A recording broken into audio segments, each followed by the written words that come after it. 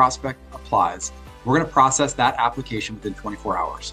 Our team is immediately starting to work with them to make sure we have all of the information that we need to process the application accurately. We will then approve or deny that prospect. Once a prospect is approved, they have 24 hours to come into our office and drop off that hold deposit to secure the unit. That hold deposit is non-refundable. We're really big in the leasing process. We want to create urgency with time so that a prospect acts quickly. While it's hot, while they've applied, we want to move all the way through the channel to make sure that they decide to move into that unit that they've seen. We don't want them to waver and start looking at more and more units. We want to try to close that deal quickly. After that hold deposit is received, we'll then schedule the lease signing. And then finally, once the lease is signed, we will notify you so you're aware that your unit has been rented. Our applications team is going to process over 300 applications a month. And again, just as I talked about in the prior slide, we work really closely with prospects who've already applied, but their units are taken, to move them to different properties within the portfolio that match their criteria. I would say that this is probably the fastest way that we grow units is through using the existing lead flow that we already have to move them to new inventory that's available. In terms of the criteria that we're going to use, we're going to do a background check and a credit check, a landlord verification and an income verification. We're looking for a minimum credit score of 600.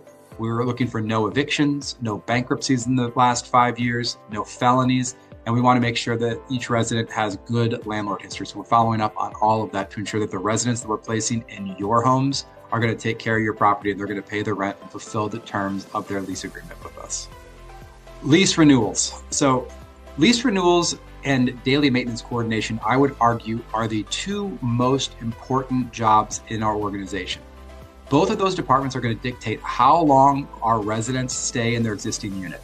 And the longer we can have residents stay in your unit, the better your cash flow is going to be.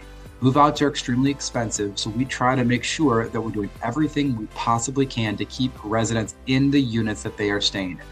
On average, our average tenancy is roughly 3.5 years, but we're really trying to push 5-7 years on residents. We want them in your homes as long as we possibly can to keep that cash flow coming in.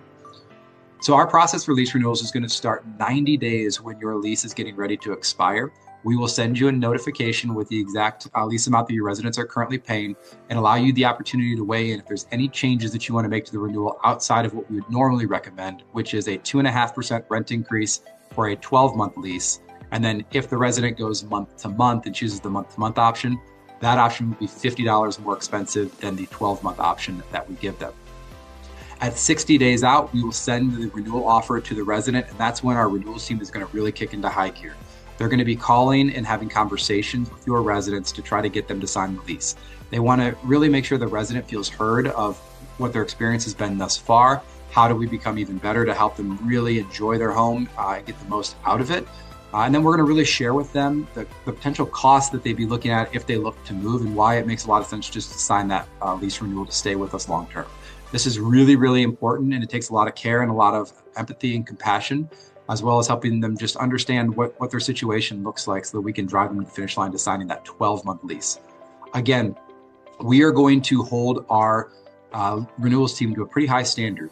We are expecting that 70% of the renewals that we send out, we want to see sign a 12-month renewal, and that's one of their KPIs that we measure.